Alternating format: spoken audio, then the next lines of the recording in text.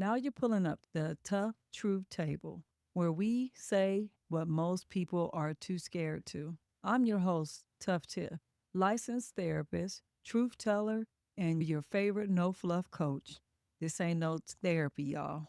This is real talk for real healing. And if you're ready to unpack it, face it, and finally stop repeating it, pull up a chair. Let's get into it. Are you in love or are you just trauma bonded? Because sometimes what we call chemistry is really just your nervous system recognizing something familiar. You know, the chaos, the emotional roller coaster, and the pull you can't explain. Listen, that ain't Cupid. That's cortisol. And you think you found your soulmate. But you might just be dancing with your wounds. Trauma bonds feel like fire at first, right? Fire, intense, addictive, all consuming. But here's the truth no one wants to say out loud.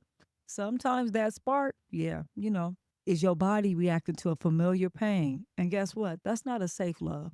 And baby, the pain can be loyal too. See, trauma bonds don't start with hurt. They start with hope. You know, hope that this time it will be different.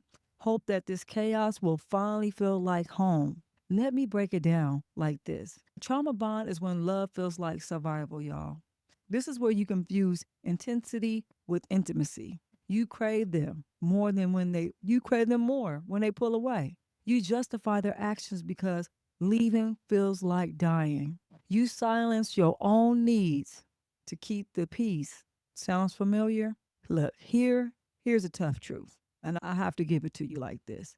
If it's only feels good after an argument, or if the best part of the relationship is the makeup, and I ain't talking about just sex, if you are addicted and not adored, you ain't in love, guess what you trapped in? You trapped in a loop.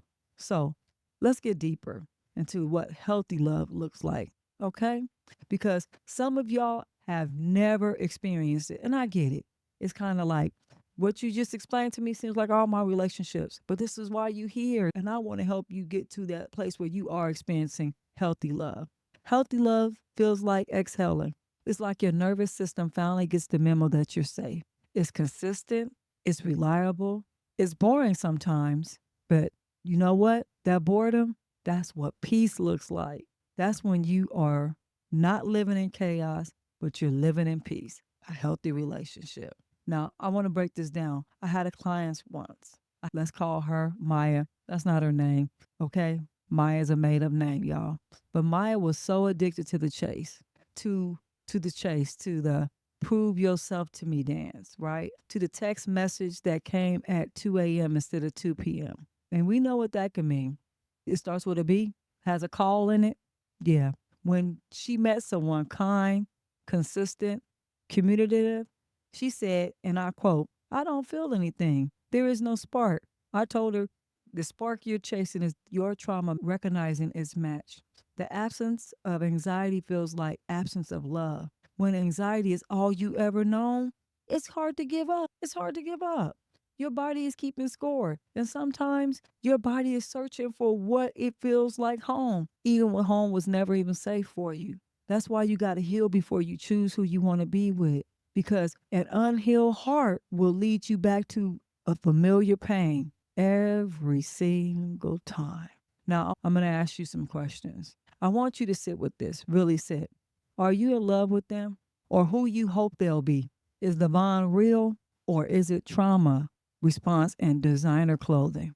Because some of us are loving from our unhealed places and calling it passion. But peace should never feel foreign, and love shouldn't feel like withdrawal. Take a deep breath with me right now, wherever you are. Ask yourself honestly, do I feel calm in this relationship? Or am I constantly trying to prove my worth?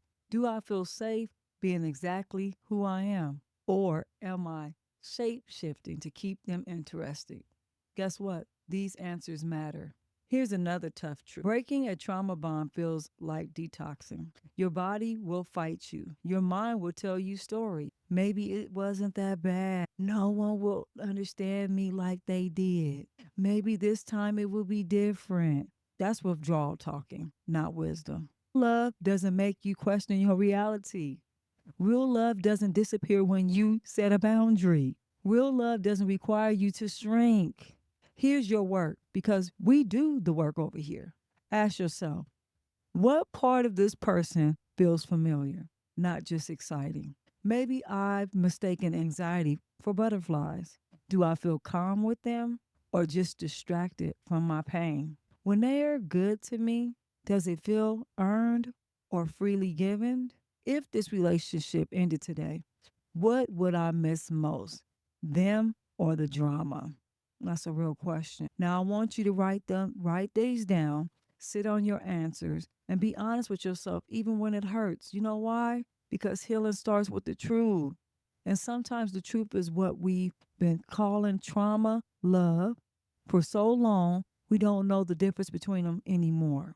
If you recognize yourself in this episode, know this: you're not broken, honey. You're not broken.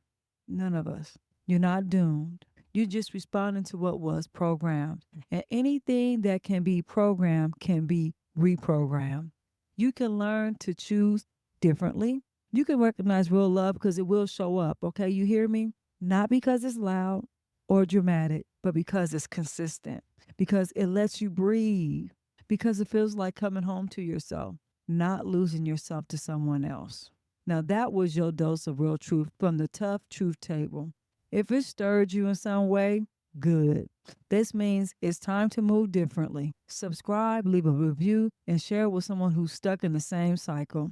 And if you want to go deeper, download my free guide, Chemistry or Chaos, linked in the show notes. It's a worksheet that helps you sort through what's real love and what's just familiar trauma. Next week, we'll be diving into the comfort of chaos, why some of us are addicted to problems we claim we want to solve. I'm Tuff Tiff, and I'll catch you next time, where the truth isn't pretty, but is always powerful.